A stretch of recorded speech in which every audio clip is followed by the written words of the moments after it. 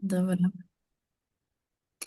Dobre, takže toto je taký náš prvý rozhovor, ktorý som sa rozhodla iniciovať, lebo sa mi stali v poslednom živote také tri významné udalosti, ktoré som teda popísala aj na Facebooku. Môžete si pozrieť, ako som to teda popísala. Bola to vlastne zvládnutie také manželskej krízy. Spred mesiaca mala som také silné ženské kruhy z, vo Vyhnech, proste v takom pobyte a mala som jednu takú veľmi silný moment s mojimi rodičmi, kedy sme si spracovali nejaké situácie v našej rodine a bolo to pre mňa veľmi, veľmi zaujímavé a cítim, že odtedy sa vlastne zmenil náš vzťah. A keďže vlastne pracujem so ženami, s deťmi, aj teda v poradni Amika v Leviciach, tak vnímam, že téma, na ktorú by som chcela viesť tieto rozhovory, teda s nejakými mojimi hostiami, dneska som teda si zavolala Ľudku z Nitry a ešte si povieme teda viacej, Luci, prečo práve teba som si pozvala. Ale len takú moju motiváciu proste len tak zhrniem, že je to preto, lebo by som chcela viesť tieto témy práve na obdobie materstva, rodičovstva, rodičovskej dovolenky, práve ako to prežívajú ženy. Budeme sa rozprávať možno aj o nejakých rodičovských témach a tak ďalej, ale ako keby spracovať si to, ako to my ženy vlastne máme počas tej materskej a rodičovskej, čo tam všetko riešime, čo to vlastne znamená, že sme vstúpili do tej role matky a máme tam neuveriteľné, podľa mňa, výzvy práve v tomto období. Je to jedno proste z najturbulentnejších a zároveň najvýznamnejších a najkrajších období, ale potrebujeme sa v tom vlastne zorientovať, podľa mňa. Že čo sa tam deje, už len zvládnuť si tie základné emócie, ktoré stále s nami lomcujú a stále nemáme ako keby my kontrolu nad nimi, ale oni majú kontrolu nad nami.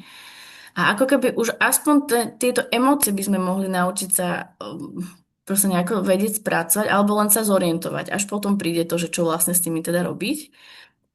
A moja motivácia je jednoducho mať úplne autentické tieto rozhovory s vami babami, ktoré poznám. Ja by som chcela vlastne tak viacej lokálnejšie začať pôsobiť, lebo však som robila viacej celoslovenský taký projekt, ten portál školskej psychológie a chcem proste robiť veci tu a teraz s vami, ktorých poznám, ktorí toto sledujú a ktorých to možno, že nejako inšpiruje, ktorí sa v tom nájdú, tie baby a budú chcieť niečo takisto urobiť vo svojom živote inak, ale zároveň v týchto veciach som veľmi silno aj ja. Ale nie ako psychologička, nie ako nejaký odborník, ktorý teraz bude tu rozprávať. Vôbec nie. Ja som tu proste sama za seba, ako som to prežívala ja na tej materskej. A veľmi ma proste zaujíma, ako to prežívate vy. A všetky baby, ktoré mám na Facebooku a robíte také nejaké inšpiratívne veci, tak mne samej ste pre mňa inšpiráciou, lebo ja som to počas tej materskej vlastne rodičovskej úplne ešte nedokázala robiť tak, ako by som to chcela. Aj keď sme tam rozbehli nejaké veci, ale ako keby som už niekde ďalej a chcem ísť do týchto vlastne najhlbších tém pre mňa v mojom živote a ukázať, ako sa to možno dá robiť aj u vás. A nie sme žiadne influencerky, nie sme neviem kto, proste vzdialení, sme proste tu, babi, čo sa poznáme a vieme to dokázať aj na tomto našom proste malom Slovensku, v malej Nitre, v malých Leviciach, v malej Bratislave, kdekoľvek. A tie zázraky sa dajú proste zažívať každý boží deň. Takže asi toto je taká moja motivácia, že prečo chcem takéto niečo natáčať. A bude tam veľa kús aj zo mňa. Že mne bolo vždy sympatické, keď nejaké, aj teda psychologičky hovorili aj o sebe. Že nejdeme tu mudrovať a vôbec ten pojem psychologička, už som na to vlastne alergická v poslednom čase, lebo stále je tam ten nerovný prístup klient a terapeut. A ja proste fakt chcem byť na tejto úrovni, kde len vlastne som s tými ľuďmi v tom, čo potrebujú, dám im nejaké moje pohľady na to, ale som len taký sprievodca, ktorý netlačí, neťahá ich nikam, len tam proste ideme a kráčame vedľa seba. A ten pojem psychológ mi proste stále evokuje to, že niekto je nadradený a podradený a To mi úplne tam nesedí. Takže možno nejaké skúsenosti poviem aj z tej mojej poradne, že ako to riešime, ale hlavne to bude proste o nás, ako to my vnímame, ako sme to my zvládli, proste baby, ktoré sme sa stretli na výške a ako ideme ďalej, hej, ako sme to proste zvládli. A baví ma najviac na tom vytvoriť si tu nejakú mini komunitku, kde proste budeš cítiť tú podporu úplne citeľne, každý z nás, každá z nás, ktorá môže, bude chcieť byť v tej komunite. A my tú podporu proste jej dáme v tej komunite. A o tom podľa mňa je ten zmysel života, že vlastne vytvorí tú komunitnosť, lebo aj pri tej výchove by nám to môže pomohlo v niečom a tak. Tých našich detí, ktoré už máme. No, takže toľko asi za mňa ten úplný úvod a už máme vlastne úplne iné priezviská, ako sme sa poznali, takže ja som už teraz po výdaji Balážová a Lucity Mrázová, ale za starého poviem, že ja Terneniová a ty Suchá. Takže, Luci, ja som si teba pozvala ako prvú, lebo vnímam, že takisto máš nejakú cestu počas tej materskej a nie len výzvy v oblasti teda nejakého osobného života, deti, muž a tak ďalej, ale si sa pustila aj ty do nejakej inej práce na sebe, v nejakom tom osobnostnom rozvoji a to už je úplne jedno, cez aké kanály to je, že či teda si otvoríš fakt nejakú psychologickú knížku, alebo rozvojovú, alebo nejakého kouča, alebo neviem čo všetko. Proste všetko to má nejakého spoločného menovateľa, že niečo chceš urobiť vo svojom živote inak. A mňa tak proste len zaujíma, ako si to mala ty. Proste, kde sa to v tebe zobralo, lebo ja som tam mala presne toto isté, že rola matky je super, ale pokiaľ je jej veľmi veľa, tak sa v nej tak stratíš a utopíš a nemáš tú rovnováhu vlastne medzi tými rôznymi našimi rolami a časťami a potom sme vyhorené, preťažené a je to celé zle. Takže povedz ty, ako si ty nabrala a snažila sa, čo bola tvoja motivácia ísť trošku aj do tej inej role, už počas vlastne tej materskej. No takže ja som inak matka troch detí, troch Mhm. chlapcov, čiže ja som mala veľmi dlhú matersku, ja som bola vlastne 6,5 roka na materskej. No a v podstate, keď som mala prvého syna, tak ja som dovtedy bola dosť taká sebestačná, že som si tak akože vedela zarobiť, vedela som sa sama o seba postarať. No a to bolo asi na začiatku pre mňa najťažšie, keď som vlastne ostala na tej materskej dovolenke aj s tým príjmom, aj so všetkým. A teraz bolo to také, že ešte pokiaľ bola tá materská, tak to bolo také fajn, že nemuseli sme nejako hľadať nejaké príjmy navyše alebo tak. Tiež prvé dieťa, prvé skúsenosti so všetkým človek nevie, že čo ho čaká, že prečo plače, všetko vlastne si zistiť a prežiť tie úplné začiatky. Ale keď som sa už tak zabehla a už sme mali nejaký režim, systém so synom, tak už potom prišiel ten rodičák a to nebola žiadna výhra, vtedy ja neviem, koľko to bolo, 360 eur. No a vtedy som už začala rozmýšľať, že teda, no, mali by sme niečo robiť, lebo už som nebola taká zvyknutá, že od niekoho si pýtať peniaze, že od manžela, že daj mi teraz, lebo nemám žiadne. Takže to bolo asi také pre mňa taký začiatok, prečo som chcela aj z hľadiska tohto, že mať niečo svoje. No a potom to bolo také, že mm, ten čas s deťmi je krásny, že je to fakt, že úžasné, že človek není sám a má naplnené tie potreby, že vidíte, že to dieťa proste vás miluje a je na vás závislé. Ale tiež mi už chýbalo také niečo, kde sa môžem tak akože odventilovať alebo vypnúť, alebo proste riešiť niečo iné ako papanie, spinkanie, kakanie a neviem čo, tieto detské režimy. Lebo v podstate tým, že som bola na materskej a ešte na tej viazanej materskej, ja som sa vo väčšine prípadov stretávala stále s mamičkami. Čiže mne jeden odrastol, druhý a stále som bola na tých ihriskách detských. A tam sa stále riešili dookola tieto veci. Takže o, no, bola som už toho strašne presítená a presne to bol taký moment, že chcela by som niečo iné. A ono podľa mňa vysielame takéto naše vnútorné cítenie niekde hore a keď fakt túžite po niečom, aby sa zmenilo, tak vám ten vesmír niečo pošle. A mne vlastne poslal po druhom dieťati po sekcii, som sa dávala zdravotne dokopy, lebo ja som mala vlastne sekcie kvôli prvému synovi, že bol strašne veľký a prenášala som ho, takže som musela ísť na sekciu plánovanú. Takže som sa zdravotne dávala dokopy a vybrala som si jednu firmu, cez ktorú som si vlastne dávala dokopy cez výživové doplnky nejaké veci ohľadom zdravia. A zrazu som sa ocitla v tejto firme a jedna líderka sa ma pýta z tej firmy, že či by som to chcela aj robiť, že mať nejaký príjem popri. A som bola taká prekvapená, že to sa dá a tak. Takže som sa začala trošku už potom pozerať, že teda môžem sa aj popri deťoch realizovať takto. A vlastne vďaka tomu, že som sa tomu začala venovať, som sa dostala k seba rozvoju, pretože tam som si tiež musela prejsť nejaké veci, aby som vedela pracovať sama so sebou, s mojimi emóciami, s ľuďmi, aby som vedela lepšie pochopiť ľudí okolo seba. A vlastne cez toto som sa vlastne dostala k tomu seba rozvoju, ktorý ma veľmi inšpiroval, lebo veľa vecí fakt, že človek nevie. A keď sa dostane k nejakým veciam a informáciám, ktoré mu môžu pomôcť, tak ten život naberá úplne iný rozmer, úplne inú kvalitu. A ja som vlastne aj na začiatku tým, že ešte prvé dieťa, keď ženy majú, tak tiež nevedia, že čo ako. Potom príde súrodenec, zase riešiť dve deti, to je tiež dobrý stres pre matku. No a ja som dosť bola taká, že aj som nakričala na toho na toho staršieho syna, keď mi zobudil napríklad mladšieho a tak. A potom som vlastne zistila, že ten krik tam ani nemusí byť, že to vieme riešiť inak, že vieme mať doma lepšiu pohodu.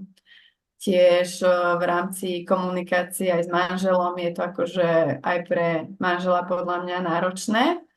Pokiaľ je sám taký, že vám chce aj s tými deťmi pomôcť, čo u nás vlastne tým, že som začala niečo robiť popri tých deťoch, tak bolo tiež také, že sme sa museli dohodnúť, že teda ja idem na školenie a on musí byť s deťmi. Teraz nejako to rozdýchať, aby to zvládol. Takže tam boli tiež aj veľké výzvy ohľadom týchto vecí, ale v konečnom dôsledku ja som teraz veľmi vďačná, že som sa na to dala, lebo nám sa zlepšila aj komunikácia. Fakt aj s tým manželom, aj som sa tak viac dostala k nemu, ako čo vníma. A, a, a tak, čiže nebať sa tých víziev a ísť do toho tak otvorene a fakt, že nevieme, že čo ten život prinesie, ale vždy to môže byť lepšie, ako to je teraz. Lebo keď budeme robiť tie isté veci stále rovnako, tak sa nič nezmení. Ale keď zmeníme možno jednu malú vec, tak sa to môže zlepšiť. Takže Super. Super, super. Takže tebe to išlo vlastne tak nejako prirodzene, že dobre, jedno dieťa, druhé dieťa a cez ten zdravotný stav si sa potom dostala vlastne k tým svojim nejakým produktom, bočnému príjmu. Hej, a potom vlastne ono tam naozaj prirodzene oni ponúkajú tie rozvojové súčasti toho nejakého áno, kto má programu. záujem, tak si to môže riešiť. A mali sme také líderky, ktoré nám to chceli posunúť, lebo je to fakt, že myslím si, že keď je človek nastavený dobre, tak vie oveľa lepšie fungovať vlastne v okolí, lebo lepšie chápe ľudí okolo seba a lepšie chápu ľudia potom aj jeho, lebo vie pracovať so svojimi emóciami, so svojimi pocitmi a nerozhádže ho proste nejaké dajme tomu hlúposti, čo možno ma rozhádzali predtým, že teraz veľa vecí neriešim, alebo sa na to pozerám inak, ako No, presne, tu len poviem jeden taký úplne základný príklad, že už tí, čo vlastne chápeme trošku už len základy nenasilnej komunikácie, proste asertívnej komunikácie a tak ďalej, tak prídeš proste niekam, potrebuješ vybaviť na úrade niečo, čokoľvek a príde tam proste nasratá úradníčka a proste ty len spravíš úplne jednoduchú empatickú reakciu, že fú, tak vidím, že dneska toho máte veľa, hej? Alebo že vidím, že toto je pre vás fakt náročné mi urobiť tento papier, že asi to nestíhate, takže ja rozmýšľam, že čo by ste k tomu potrebovali, aby sme to proste nejako spolu zvládli. V momente, ako začneš len takto rozprávať proste s tými ľuďmi, tak stále naša spoločnosť vlastne na toto není proste pripravená. Úplne najzákladnejšie veci, ktoré by sa podľa mňa už mali učiť samozrejme v škôlke, ale minimálne na základnej, na strednej ako normálny predmet, a cvičiť si túto komunikáciu. Ale problém je, že my dospelí vlastne nie sme absolútne vzormi, nemajú to odkiaľ vidieť tie deti a my to teda nevieme tiež, však ani nám to nikto, lenže ten kruh potom proste ide takto dookola. A potom nevieme, či skôr riešiť vajce Potom alebo kura. nevieš Hej, to vystúpiť potom. presne. Takže No, vlastne teraz nevieme, že koho skôr riešiť, či tie materské školy, či základné, či neviem ktoré. A že a potom tí rodičia vlastne dospelí sa stanú už rodičmi, takže to zase prenášajú na svoje deti a stále to ide takto proste dookola, hej. Čiže uh, super si, by bolo riešiť to tak, že presne ako si chceš tvoriť takú komunitu, že naučíš tie možno mamičky alebo žienky, ktoré by o, vlastne pripojili, oni by to potom mohli posúvať ďalej do svojho okolia, zase cez tie deti, že my keď ich to učíme inak, tak aj oni to potom inak vnímajú. Si presne. veľa vecí máš, že veľa vecí sme robili presne tie nič sme nechceli od nich. Áno. A náš problém s pláč alebo reakciu takú negatívnu na deti, či také, že keď plakali alebo mali niečo, že nevedeli si spracovať, tak ten krik, pláč, to bolo pre ňo niečo hrozné, že ne, ako mal prijať tú reakciu. On mal na situáciu, on kričal na tie deti a hovorí mu, že od nich nechceš, aby reagovali na a ty sa sám vieš ovládnuť. On povedal, ty kričíš. A Mhm. ako im ideme my príkladom? Takže fakt, že za Mhm. To, čo ma tam zaujalo ešte, je, že si spomenula, že ten vesmír ti to tak nejako dal, že ty si to vlastne chcela niečo také, niekde niečo ešte sa realizovať alebo robiť asi, ešte niečo pomimo. áno, Už čokoľvek za tým bolo, neviem presne. Ale podobne aj ja som to tak mala, že ja som takisto už vedela som, že niečo sa musí zmeniť. Lebo bývať na lázoch, sama s deťmi celé dni, fakt ešte bol COVID do toho, proste, hej, že šialená doba. Napriek tomu sa proste tie projekty očividne dajú nejako vytvoriť aj za takýchto podmienok, lebo ten drive v tebe, to už proste všetko naštartuje a proste sa to dá. Takže vo mne to bolo čo? Vo mne to bol vlastne taký pretlak týchto okolností asi, že som jednoducho potrebovala sa v tom nájsť. Ako taká nejaká kreatívna časť moja. Lebo ja som to brala hlavne z pozície tej nejakej kreativity mojej. Nie primárne za zárobok, ale to, že som videla, že vlastne ten projekt má zmysel pre širšiu komunitu. Mhm, a ja som tam mala také, že tiež zmysel som v tom videla, lebo mne samej to pomohlo. mhm, A v podstate tiež som si tam uvedomila, že pokiaľ sa ľudí neopýtam, tak nezistím, či aj oni potrebujú pomoc alebo nie.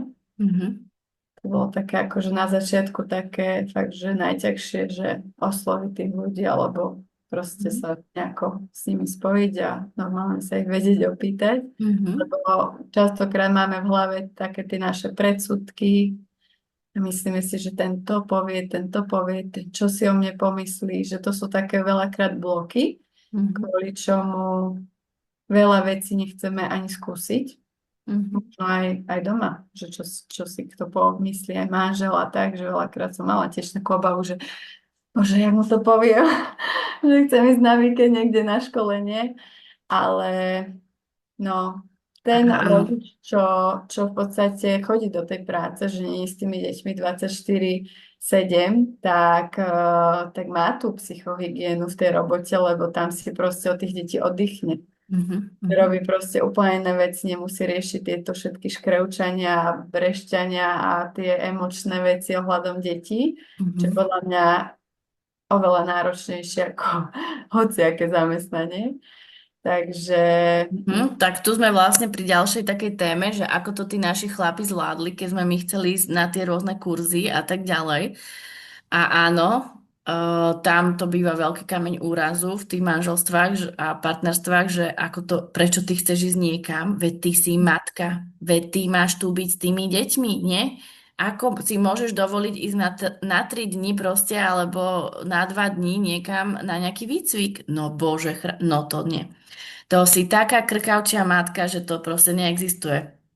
No a toto mi tam takisto išlo proste, že to bolo veľmi ťažké, že ale či si to niekto uvedomuje, že aj pre nás matky, ako to není ľahké odísť len tak od tých detí. Možno pre niekoho áno, a je to zároveň úplne v poriadku, lebo zase my keď tam nemáme tú rovnováhu, tak no a neviem, či si myslíš, že ten chlap proste potom budeme akože kľudné, vysporiadané, krásne ženy v domácnosti, všetko tip-top, hej. Takže áno, tam je to potom o tej rovnováhe a o tom, že si idem hľadať to naozaj, čo potrebujem. To je moja základná potreba, lebo ja bez toho proste neprežijem, bez tej kreatívnej činnosti. hej. musí sa aj Takže žena realizovať, no. takže toto bolo za mňa, že ja som to proste musela, takisto ako som sa musela ísť prejsť proste niekam na kopec medzi tie srnky a tak ďalej, tak proste som musela niekam vypadnúť na ten kurz, áno. No, tam by to bolo dobre, keby áno, tí muži to trošku tak nejako pochopili a že podporili, lebo to si pamätám, že aj moja mama napríklad nemala podporu od môjho otca, že dobre, tak môžeš si ísť teraz na kurz angličtiny alebo niečo robiť. Proste, keď deti zaspia, vtedy môžeš ísť. A toto bolo kruté. Toto keby povedal môj muž mne, tak sa nikam nedostanem. Lebo žiaľ, akože v psychologickej branži to máme tak, že proste pokiaľ fakt nemáš niekoľko výcvikov, nevieš úplne niektoré veci, lebo o tom potom, že škola ti nič poriadne nedá, tak vlastne nič nemáš v rukách úplne a nevieš, štápaš. A tie kurzy proste naozaj potrebuješ na to, aby si sa niekam posunula. Takže ak by môj muž vlastne nebol taký ohľaduplný, tak nie som tam, kde som, to je pravda. Takže toto si veľmi uvedomujem, že ten rôzny prístup tých mužov asi. Že on to chápe, on to až tak nechápe, OK. A teraz, že čo s tým celým ideme urobiť, hej? To sú tie výzvy potom. Lebo tiež to tak vnímam, že pokiaľ tie baby začnú riešiť nejaké tieto svoje profesijné zameranie po tej materskej, tak veľmi ťažko sa do toho dostávajú.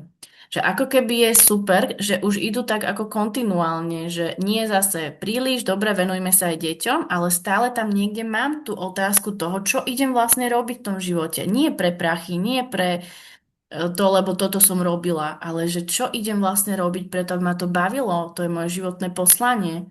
A tuto to podľa mňa začína aj končí, že ľudia, ktorí nerobia prácu, ktorá ich naozaj baví, tak to je strašný život proste. To je brutál. A nemyslím si, že nemôže každý robiť to, čo chce. Hej, to je také limitujúce presvedčenie v našej spoločnosti. Ale veď, ak nemôže robiť každý to, čo chce, a prečo by nemohol? Proste prečo? Aha, a ty keď sa budeš držať tohto limitujúceho presvedčenia, tak to ti prinesie akože také, dobre, tak môže to byť ešte aj horšie v tej mojej práci, hej? Takže idem do toho, že môže to byť ešte horšie, ale nie do toho, že ešte lepšie. To je zase to, že častokrát sa ľudia boja zmeny, Áno. lebo vlastne je to niečo nepoznané, nevedia, čo tam bude, ako to bude, či to bude úspešné, či nebude, čo ťa to bude stáť, ale bez toho, že to vyskúšame, to nikdy nezistíme. Tak Mhm, mhm. A zároveň verím, že niektorí tí ľudia presne sú aj spokojní možno v nejakých tých aj fabrikách za pásom a asi je to pre nich možno aj príjemné, že nemusia nad veľa vecami rozmýšľať, nemusia neviem čo tu zapájať, nejak veľmi sa snažiť stále o niečo a byť v tom výkone, že majú taký ten pokoj a kľud. A to je tiež akože super. Byť, ísť ukludnený potom následne domov a proste riešiť si tam možno nejaké svoje projektiky alebo niečo, proste len dobre si navariť, napiesť, hej, keď ženy robia niečo doma ešte po obede a tak, že super, že ak im to takto vyhovuje, tak je to fajn. Ale v momente, ako im to nevyhovuje, tak to je tá otázka proste na nich, že teraz čo ideš s tým proste robiť. A tam sa ja dostávam k tomu, že ja mám tínedžerky napríklad, hej, a oni proste chodia na strednú, teda niekam a oni mi povedia, že oni vôbec nevedia, že čo idú robiť v tomto živote už. Proste oni to nevedia. A toto si myslím, že je chore v našej spoločnosti, lebo už aj trojročné, päťročné decko ti vie aspoň povedať aspoň niečo, kde ho to ťahá. Hej, že a proste aspoň nerado kreslím, tak ja sa hrám s autičkami. A vie ti povedať, že čo ho baví. Na základnej škole následne vieš povedať, či ideš viacej tým humanitným alebo technickým smerom. Už aspoň toto. A keby sme išli ďalej a ďalej, tak prídeme na to, že naozaj, že čo teda by som ďalej chcel ísť robiť. A keď neviem, tak pátram si potom a zistujem si vlastne. A som v tom procese. Ale keď ti dieťa nevie povedať ani to, že čo robia jeho rodičia, tak to je pre mňa už veľmi zaujímavé, že vlastne on nemá ten základný prehľad. A to ako Možno sa nerobia nič. Že čo? Že možno nerobia nič. Možno nič, presne tak, neviem. Ale tak, ako sa za socializmu podľa mňa chodilo do tých rôznych fabrík, že pozrieť si, čo vlastne robia tí ľudia tam, tak toto by za mňa bolo akože super, keby každý si to takto mohol ísť pozrieť, čo robí tento, čo to znamená, hej, založiť si firmu, alebo robiť teda túto, aké sú, že zase sme pri tých úplne základných veciach, že psychologicky nejaký predmet na strednej škole a finančná gramotnosť je úplne, že úplný základ, ktorý stále nemáme v tých školách, hej. Mhm. A ja sa smejem, pretože zároveň ja som sa vyhrábala z tohto. Že ja som proste nejakým systémom z toho vesmíru od Boha mala dané, že áno, že pod za tým svojím. Ale prečo? Pretože ja som neznášala v podstate školu. Ja som to tam brala totálne, akože ma to brzdí, celú základnú aj strednú. Strednú som si proste zle vybrala. Potom som pochopila v Nitre, že tam nemôžem sa zamestnať, lebo v Nitre v tom našom období proste nič nebolo pre nás poriadne brigády, však sme robili proste len, čo to je, hostessingy, promo a proste tieto veci. Dobre, ty si mala trénerstvo, vy ste už s Radkou boli trošku lepšie potom na tom. Áno, áno. Keď ste toto, ale my sme vlastne nemali sa úplne kde zamestnať, proste také všelijaké v kaviarni a tak, že dobre, môže byť. Ale ja som potom išla vlastne do Blavy, aby som robila vyslovene v tom školstve, učiteľku, vychovávateľku, neviem, ako som začínala, ale chcela som byť proste s tými deťmi a tie svoje učiteľské zručnosti si proste rozvíjať v tomto. A dalo sa to. A potom som išla ďalej. Potom som pochopila, že OK, keď si spravím ešte toto štúdium, tak potom viem byť toto. Ale to mi nestačilo tiež. Hej, že a išla a To tak vybudovala hľadala. sa. To tak hľadala. To Presne tak. A o tom toto je, že proste idem a hľadám a neuspokojím sa proste v prvom zamestnaní, v druhom, ale ešte nad tým rozmýšľam, že ako by sa to dalo urobiť a tak ďalej. A v tomto podľa mňa by sme im mali byť prínosní ako rodičia. Ak my nevieme tie informácie, je to v poriadku. Ale bádam s tým dieťaťom ďalej, že OK, tak a čo by sa ešte dalo v tejto oblasti urobiť pre teba? A tiež si o tom niečo naštudujem a pomôžem mu vlastne v tom hľadaní. Ale vidím, že mnohí rodičia vlastne v tom tínedžerskom veku už povedia, že ja už neviem, čo s tebou. Proste ja už neviem, čo ti povedať, okrem výchovných vecí, tak to už vôbec nie. A, ohľadom tohto kariérneho poradenstva si to dosť tak uvedomujem, že nikto im efektívne nevie poradiť. Ani len keď idú na tie burzy proste škôl, tí tínedžeri, tak im proste nemá kto tam ja si myslím, efektívne že to je aj tým, poradiť. že že veľakrát ani tí žiaci sa tak sebe nevyznajú, lebo ja ti poviem napríklad, že ja som celé 4 roky na strednej škole hovorila, že ja nepotrebujem ísť na výšku. Ja som nechcela ísť 4 roky Mhm. vôbec na vysokú školu, niektoré spolužiačky mali už od prvého ročníka, že pôjdu tam, tam, tam. Mhm. A ja som si v 4. ročníku, že však baví ma šport, tak si skúsim dať na výšku telesnú s pedagogikou, na nejakú 300 pedagogiku a Mhm. že však vyskúšam, že všetci si posielajú prihlášky. Mhm. Naši tiež boli takí, že správ si, ako to cítiš, ako ty sama chceš, do ničoho ma Mhm. netlačili.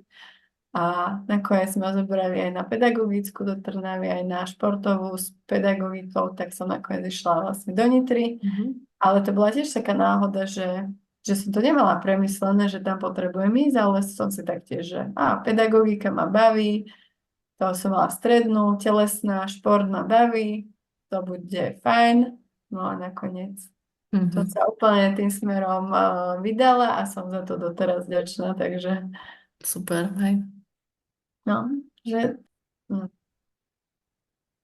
No a vlastne tak, ako sme sa hľadali aj na tej možno strednej alebo na výšku, keď sme išli, tak je podľa mňa určite super, keď sa tá žena hľadá potom aj počas tej materskej a hlavne si nájsť niečo, čo nemusí to byť podnikanie alebo ja neviem niečo, ale niečo, čo vás bude baviť a budete sa môcť niečomu venovať alebo realizovať sa v niečom, možno ako nejaké hobby, lebo to je brutálna psychohygiena. Už len keby na hodinu, dvakrát do týždňa odídete z domu.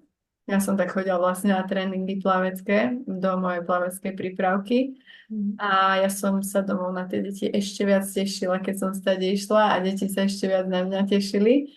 Takže to bolo fakt také, že taká psychohygiena, taká úľava, že konečne máš chvíľu pokoj. Bola som síce s cudzými deťmi, ale nemusela som riešiť tie také Áno, áno, áno. mamičkovské veci, no. Takže Áno, presne tak, čiže akúkoľvek nejakú tú rovnováhu si nájdem, či si idem proste zacvičiť s babami, alebo niekde si zatancovať, alebo už len na tú kávu proste idem niekde, tak ani toto tam tie baby niekedy nemajú, hej, úplne, úplne zabúdajú na seba a potom to už potom niekde buchne. A presne, presne toto som mala jednu mamičku minule. A ona bola tak zúfalá, už vraví, že ona proste už nevie, čo má robiť, lebo hovorí sa potom, že popri tých deťoch, že nemali by sme ani telku pozerať, ani tieto oné sociálne siete, ani držať mobil v ruke, lenže proste, žiaľ Bohu, v súčasnosti je to fakt jediná záchrana, ktorú akože máme ako matky proste, aby sme sa úplne nezbláznili. A za mňa je to v poriadku to tam nejako dať do toho života. Či už máš notebook proste niekde vyššie vyložené, alebo počúvaš si svoju hudbu a teraz proste počúvame maminkinu hudbu a hotovo a ty si môžeš pozerať potom vtedy, keď máš vyčlenené. A tak vieš, pri čom sme zostali po tom celom akože našom stretnutí? Že ona si dá aspoň sluchatka do ucha, aby počula niečo iné ako len tie svoje deti. A proste ona z toho bolo unesená, že áno, lebo sa pýtam, tak ako, na čo sa tešíš počas toho dňa? Že úplne základné slasti. Že aspoň nejaká káva s čokoládou, koláč dobrý, alebo si dáš dobré jedlo. Že nie, nič. A tam už keď vlastne tí ľudia sú odpojení úplne od svojho tela a slastí, tak si hovorím, že tak to už je celé zle. Takže potrebujeme sa opäť dostať nejako do toho svojho tela a začať cítiť, čo mi je dobré, čo mi není dobré a tak ďalej. Takže začíname úplne od čokolády a kávy. A keď toto tam mne nabehne, najlepšie fungoval pohyb. ale pohyb, presne, na čo Najlepšie sa teším pohyb. na pohyb, hej. Vtedy som dala strašne veľa negatívnych vecí zo seba, že Mhm. fakt, že keď som si išla zabehať, tak som úplne cítila takú tú emóciu, že bežíš a zrazu všetko ti ide preč z toho tela. A akože ja som, tým, že som športovala, tak to berem ako takú samozrejmosť. Mhm. Mhm. Ale ja si myslím, že aj pre ženu, ktorá možno nešportuje nejako aktívne alebo čo, tak fakt si nájsť možno aj v rámci toho športu nejakú oblasť, možno zumba, alebo ja neviem, niečo také skupinové, keď sami si neviete zatrénovať. Ale ísť si doprejať si ten pohyb, alebo si len pustiť hudbu doma a 20 minút si zatancovať. Nám to tak krásne funguje, že deti sa ku mne pridajú a úplne uvoľním tie emócie, lebo to telo úplne inak pracuje aj s tou hlavou, že dávate vlastne signál toho mozgu, že si šťastný, že je to v poriadku, všetko, že proste také akože tak. Že zase sa točíme proste úplne okolo základných vecí, ktoré už 300 krát tu bolo spomenuté a vieme o nich, ale žiaľ Bohu v tom nápore proste tej materskej a toho obdobia na všetko zabudneme. Hej, už proste ani neviem, že čo chcem. A potom to je ten chaos, že čo chceš? No to vôbec, najťažšia otázka na svete, ty mi nikto nevie odpovedať. A, a keď začíname potom od nejakých takých, že menších, že dobre, tak a čo by si robila iné v tejto situácii?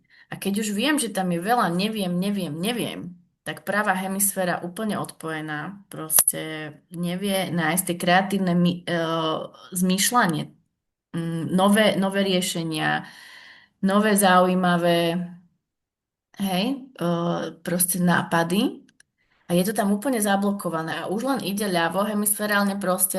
Dobre, tak rutina. Ale Hm. toto nás ničí. To nás ničí proste. My potrebujeme byť fakt v tej rovnováhe a zamýšľať sa nad tým, ok, tak ako to chcem inak. A je to niekedy veľmi ťažké, že ty fakt nevieš. Ty sedíš na tom gauči každý boží deň a už len nad tým rozmýšľaš, že čo teda s tým iným niečo urobiť. Lebo vieš, že musíš byť pri tých deťoch, musíš sa im nejako venovať, musíš tam byť, takže dobre, pokúsiš sa aspoň cvičiť na tom koberci. Na mňa just vtedy všetky liezli. Aj na mňa. Ja som aj s Všetky nimi liezli. prišla. Ja som myslela, že proste ma šibne. Takže ako áno, potom som sa snažila o nejaký kúsok svojho toho priestoru, ale ono sa to tam fakt nedalo. Vieš, Ja čo som by si mne to nedala pomohlo? zobrať.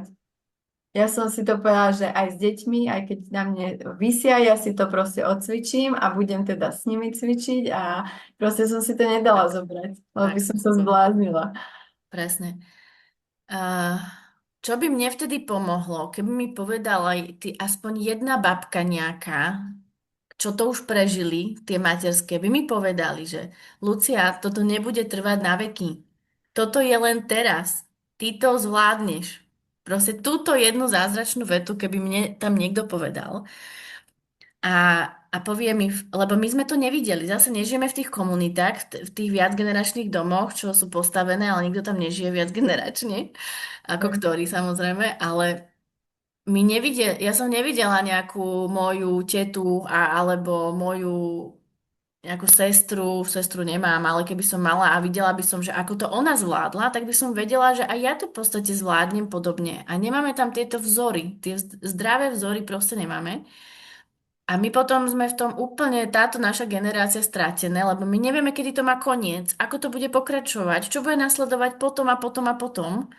A mne by fakt len pomohla vlastne nejaká takáto motivácia, že počúvaj, prejde to.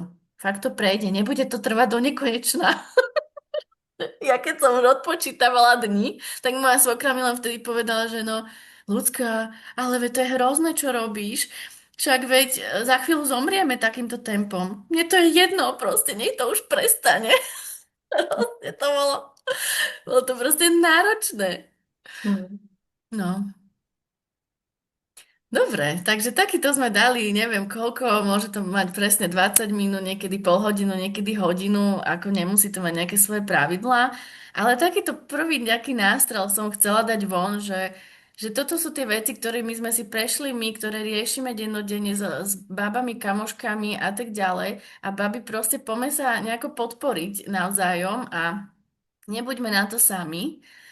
Mne sa veľmi páčia napríklad ešte ľudia, ktorí prídu do Levíc, ale v tej Blave som to tak viacej cítila, že sú tam vlastne prišielci z inej časti Slovenska a oni tak komunitnejšie žili, lebo všetci tam boli sami, bez tých babiek, bez tých nejakých podpornej rodiny a museli to proste zvládnuť sami. A mne sa páči, keď proste si vypýtame tú pomoc. Že počúvaj, že postráž mi to dieťa na chvíľu. Dobre, super, postrážim ťa, ale na budúco mi postrážiš zase ty. Že super, jasné, môže byť. Hej? Že nejako sa tak zladiť vlastne a že aj zasiahnuť si do tej výchovy, nie, že proste, ty mi nemôžeš nič povedať na moje dieťa, že ako dobre, že má to každý rôzne, hej. Ale mne to napríklad pomôže, keď aj ten niekto v obchode napomenie mojich chalanov a oni trikrát má to väčší účinok ešte ako keď to poviem ja. A prečo nie? Prečo proste si nezavolať tú širšiu komunitu vlastne na tú pomoc a s tou výchovou a tak ďalej. Dobre, Luci, povedz ešte ty niečo na záver, že čo by si chcela?